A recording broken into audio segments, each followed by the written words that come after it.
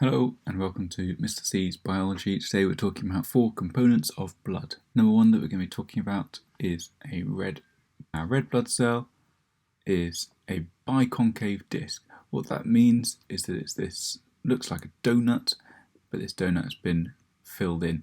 If I chop one in half like so, then as I look down it, then it would look like this. So it's got a thicker outside and a thinner inside. That's a red blood cell. What does it do? It carries oxygen around the body, and it's got a special chemical called hemoglobin to help it carry that out. Number 2, I also have white blood cells in my blood. They are going to fight off things that cause diseases. So they'll fight off pathogens, that's a microorganism that causes disease, by engulfing them with its flexible shape. So it's not a fixed shape, and it's got a nucleus that's actually lobed.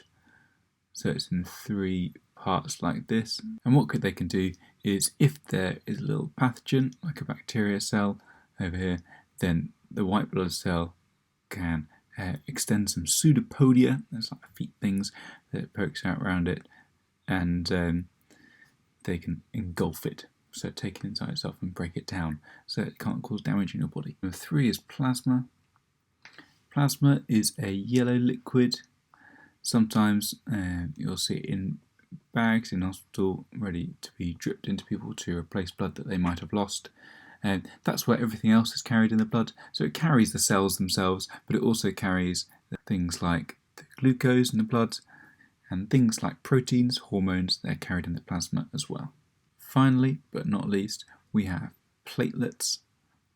So a platelet is not a cell, it's a fragment of a cell. It's got some parts that are similar to cells. What they're going to do is they're going to form clots. So if I have a wound, a burst blood vessel like this, then on the inside of the blood vessel, my platelets are going to come and join. They're going to grab onto each other. They'll form a clot as quickly as possible, and so you can fix a wound as quickly as possible. That's all you need to know about blood. See you next time about the heart.